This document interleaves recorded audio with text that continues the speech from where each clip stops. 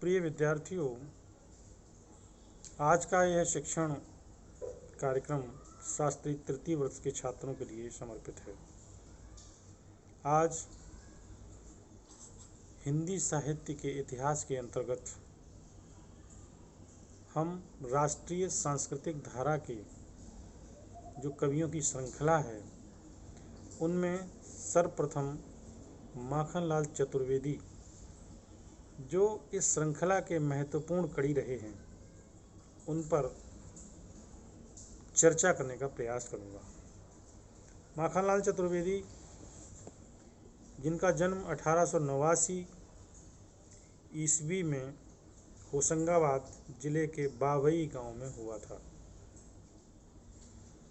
प्राथमिक शिक्षा प्राप्त करने के बाद इन्होंने घर पर ही संस्कृत, बांग्ला, गुजराती, अंग्रेजी आदि भाषाओं का अध्ययन किया।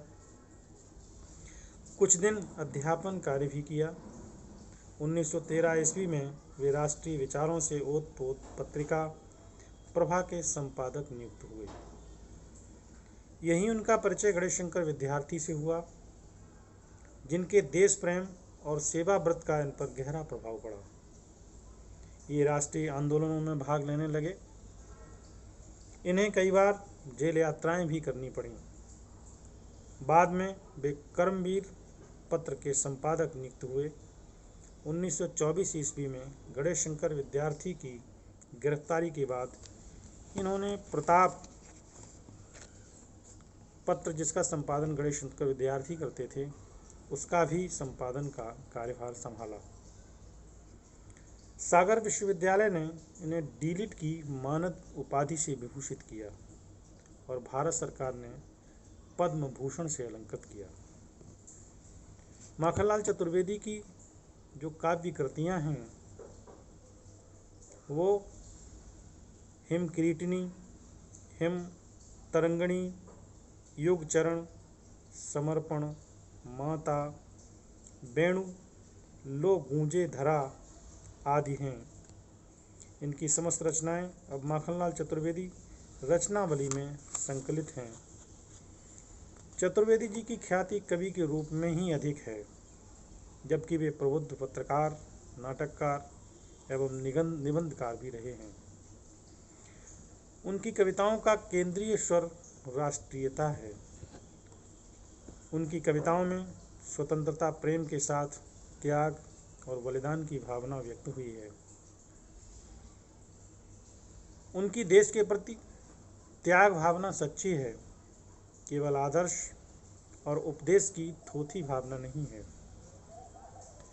उनकी प्रसिद्ध कविता पुष्प की अभिलाषा ने अनेक देश प्रेमियों को बलिदान के लिए प्रेरित किया।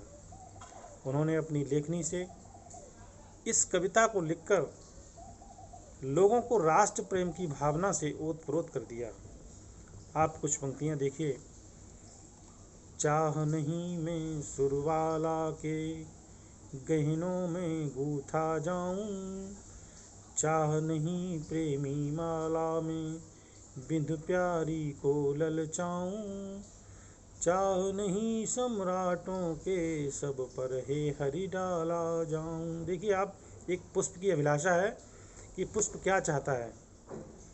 चाह नहीं देवों के सिर पर चढ़ूं, भाग्य पर इठलाऊं, मुझे तोड़ लेना बनमाली, उस पथ पर तुम देना फेंक, मातृभूमि पर शीश चढ़ाने जिस पथ जाएं वीर अनेक। आप देखिए ये अंतिम पंक्तियां जो हैं कि मुझे तोड़ लेना बनमाली, उस पथ पर देना तुम फेंक, मातृभूमि पर शीश चढ़ाने जिस पर जाएं वीर अनेक। ये स्वतंत्रता से जुड़े हुए लोगों को प्रेरित करती हैं कि वो अपना सब कुछ बलिदान के लिए, कहीं न कहीं अपना आत्म उत्सर्ग करने के लिए, देश के लिए समर्पित भाव से लग जाएं। उनकी जवानी, कैदी और कोकिला कविताएं ब्रिटिश साम्राज्यवाद के विरोध में युवकों को खड़ा करने के लिए प्रेरित करती हैं। उनकी आरंभिक रचनाओं में भक्तिपरक और आध्यात्मिक भावों एवं विचारों का भी महत्वपूर्ण स्थान है।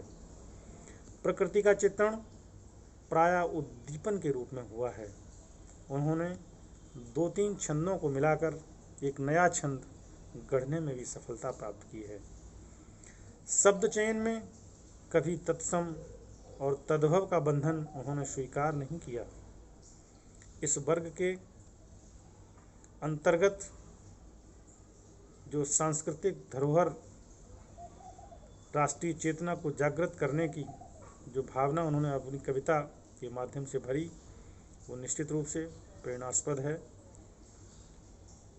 चतुर्वेदी जी का स्थान साहित्य में अमर है। आज इनकी चर्चा यहीं समाप्त होती है। कल हम दूसरे साहित्यकार पर चर्चा केंद्रित करने का प्रयास करेंगे।